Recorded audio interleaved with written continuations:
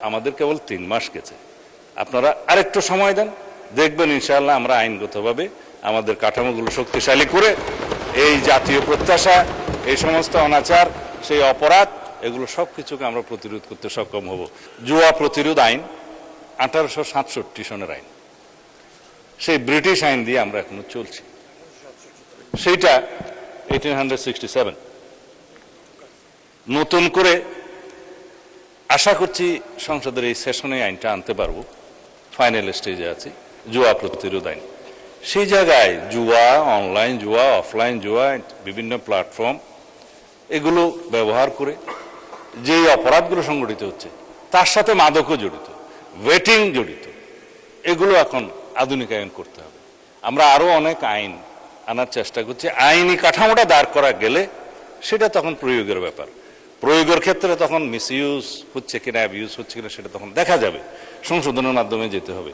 কিন্তু আমরা আইনই আনি না। মাননীয় স্পিকার, সবাই এখানে আমাকে বলছে যে মাদক প্রতিরোধ করুন, মাদকের জন্য মাদক দ্রব্য নিয়ন্ত্রণ আইনের ড্রাফটটা করে ফেলেছে, এই সেশনে হয়তো আনতে পারবো। সেখানে মাদক দ্রব্য নিয়ন্ত্রণ আইনের মধ্যে যারা মাদকের জন্য অপারেশন করতে যায়, মাদক ধরতে যায়, তাদের কোনো অস্ত্র নাই মাননীয় স্পিকার। অথচ যারা ড্রাগ ডিলার, ব্যবসায়ী, তারা তাদেরকে অত্যাধুনিক অস্ত্র সজ্জিত হয়ে আক্রমণ করে। তারা কোর্টে মামলা দায়ের করে, কিন্তু পাশাপাশি পুলিশও মামলা দায়ের করে, অন্য কোনো অথরিটি মামলা দায়ের করে। এখন মাদক দ্রব্য নিয়ন্ত্রণ অধিদপ্তরের কাছে তেমন ল্যাবরেটরি সুবিধা নেই এবং তাদের ট্রেনিং এর সুবিধা নেই, তাদের অস্ত্র ব্যবহার আমরা করতে দিতে পারি না। অধিকন্তু কিছু কিছু বিষয় আছে, আমার ডগ স্কোয়াড দরকার। যদি ডগ স্কোয়াড দিয়ে মাদক নিয়ন্ত্রণ করা যায়, শনাক্ত করা যায়, সেটা হচ্ছে উত্তম।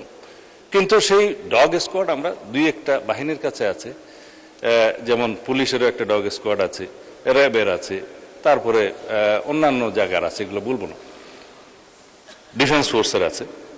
কিন্তু মাদক দ্রব্য নিয়ন্ত্রণ যখন রিকুইজিশন দেবে, তারা আসবে, করবে, সেই আইনি ব্যবস্থাও নাই। সেই জন্য এখানে একটা ডগ স্কোয়াডের ব্যবস্থা করতে হবে। মোটামুটি মাদকের বিরুদ্ধে আমরা যে ফাইটটা করব, সেটা আইনি সুরক্ষার মাধ্যমে, আইনি ব্যবস্থার মাধ্যমে, এবং মাদকদ্রব্য নিয়ন্ত্রণ অধিদপ্তরকে একটা স্বয়ং সম্পূর্ণ অর্গানাইজেশন করার জন্য সেই আইনি প্রস্তাবগুলো আনবো মাননীয় স্পিকার। এইভাবে আমরা সামাজিক যে অনাচার, অপকালচার শুরু হয়েছে, সেখান থেকে নিষ্কৃতি পেতে পারবো।